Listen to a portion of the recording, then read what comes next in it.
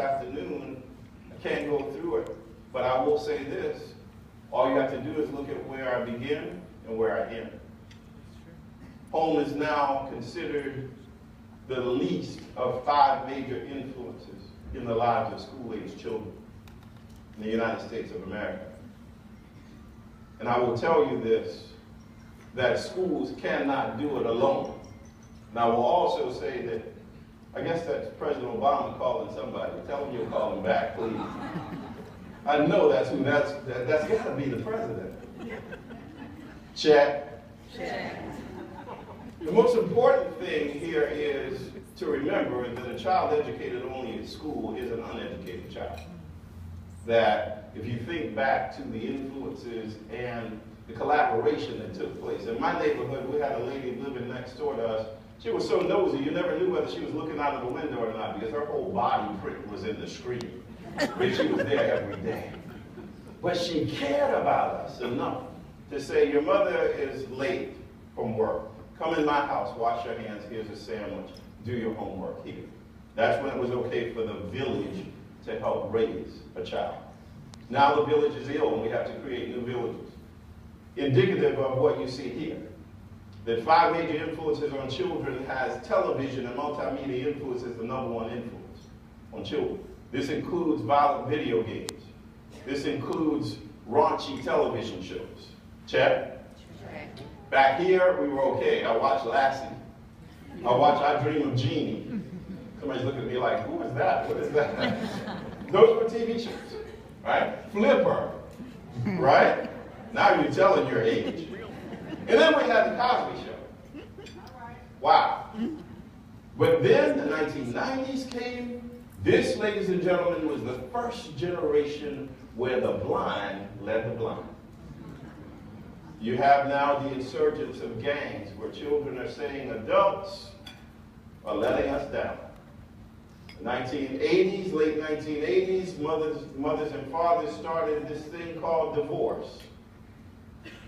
And children were left out to pasture. Where did they turn? To each other. Here's what you get in this generation. Then church went down because now you've got pastors who are on TV trying to be Hollywood movie stars.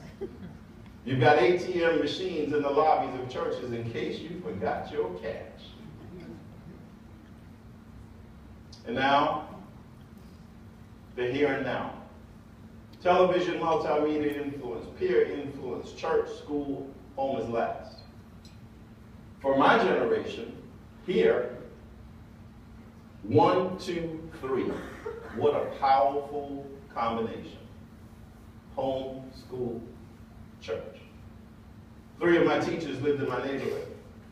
The teacher I told you about from the 6th grade, I'll never forget, I was talking to my mother in the living room and I looked out the window of the side of our house and lo and behold, my 6th grade teacher is walking towards my front door.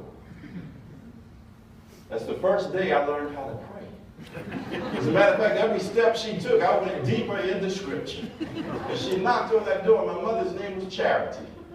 And she said, Charity, I just came today to tell you what an awesome young man you raised. I said, hallelujah. So when I became a public school teacher in the inner city, what do you think I did before the first day of school?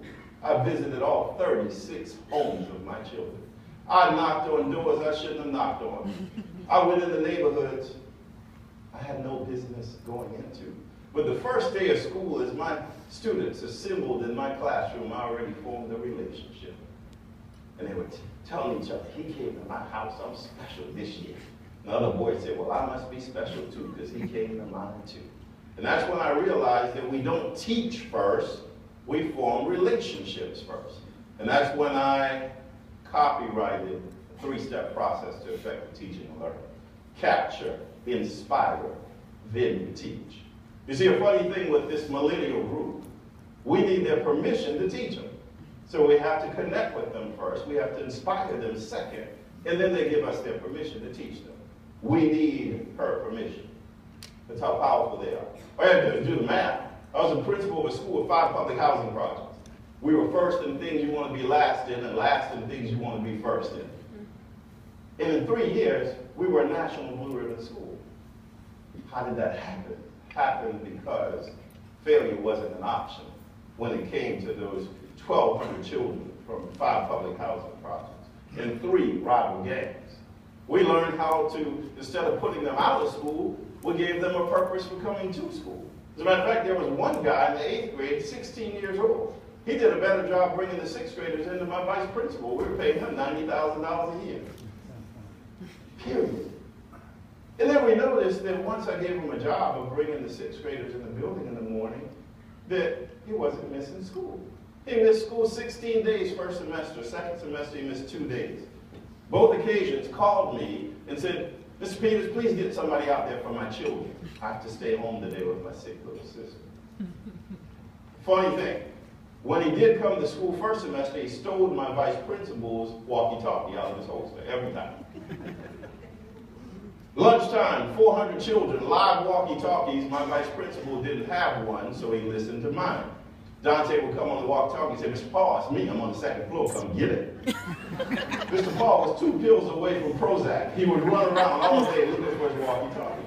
So at the end of the school day, Dante would send his walkie-talkie back to Mr. Paul by a friend. He never took it home. And the friend would say, Mr. Paul, Dante said this. And Mr. Paul said, where is he? Where is he? He said, I don't know, but he said he'll see you tomorrow. Now, how funny is this? Years go by, and I get a letter from Dante. And I get concerned because I see a letterhead through the envelope. And I said, God, please don't let this be from a federal correctional facility. Dante now owns his own security service. And he's still walking around with a walkie-talkie. You see, all of our children don't go to Harvard. So we've got to meet them where they are. And that's why I pose the question. Do you know enough about me? Teach me. It's confusing to many of us because it's a perception that we gain when we look at children.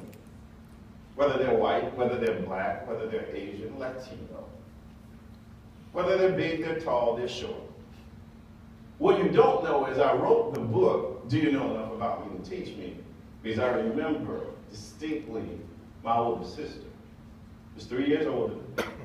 They are twins, Jennifer and Gail. Jennifer came in the house and she was crying visibly, shaking from school. And normally she had the same routine every day. She would come in, she'd wash her hands, she'd get a sandwich, and she'd do her homework. Her friends would go out to parties. Since when she was in the 10th grade, I was in the 7th grade. She would stay home. My father used to say to her, don't worry about going out tonight. Let her wonder where you are. And she would stay home, she would do her work. But that day that she came home upset, her teacher in the 10th grade told her, you're a nice young lady, but I don't think you're college material. And so that's why she was so shaken. My mother put her in the car, took her back up to school. I tried to get in the back seat, but she wouldn't let me go. Because I knew this was a good episode. They came back home. My sister had stopped crying, grabbed her book bag, went to work. 2 years after that conversation, my sister graduated first in her high school class. She received a full scholarship to Spelman, an all-girls college in Atlanta, Georgia. 4 years at Spelman, she graduates first in her class. She goes to law school at Rutgers. 3 years after Spelman, she graduates first in her law school class. And now she is a chief judge in our home state. God, again, has a sense of humor because this past summer, her teacher from the 10th grade was a defendant in her courtroom. Check, check. Jennifer said, Stephen, I came out, the bailiff said, all rise. And she said, every day I look at the defendant. That's the first thing I do before I take my seat on the bench. And I looked again, and she said, have you ever had an involuntary muscle twitch? She said, my right hand and arm was jumping for my gavel because I wanted to say, you get life in prison. But is that not funny that that turned out that way? And I share with teachers all the time, be careful, because we will see these children again, whether it's 5, 10, 15 years from now, in some capacity. As a matter of fact, one of them might marry into your family. Check. So, I share this story all the time, and it reminds me of the teacher that truly made a difference in my life. I might have your permission to be real with you. May I be real with you? Check? Check. Okay, that's a weak check, but I'll take it. All right? So, I'm in the 7th grade, had this beaten in the 6th grade. 7th grade was the first year of integration for us in South Carolina. First year, very tough year. All right? So, I'm this language arts teacher. And this lady, she's a white lady named Miss Black. Go figure.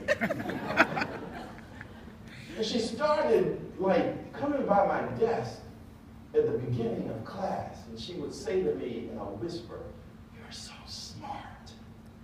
And so Tuesday would come, and "You're so smart." Wednesday, I would say, "I can't hear you. Say it a little louder." And then Saturday, she showed up at my basketball game. And I was concerned for her safety. Right? So I go up to her and I said, "Miss Black, what are you doing here?" She says, "I came to see you play." Next question, "Where did you park?" We would send 5 or 6 of our friends to stand around her car so she had tires after the game, right? But it didn't straight. She never missed one of my basketball games. But something that I would process later in life as a young adult, she came to all of my basketball games, but she never talked to me about sports. She never once said how good you are. One game I scored 36 points. The next day, she didn't even mention it. And so I realized as a young adult that what she was doing is she was getting me to look at myself through another lens. As an African-American male, she didn't want me to feel that that was my lot in life. That basketball was my ticket. She wanted me to believe that I was a great, prolific writer. And she would say to me, "Your writing is amazing." Last summer, after decades, I sent her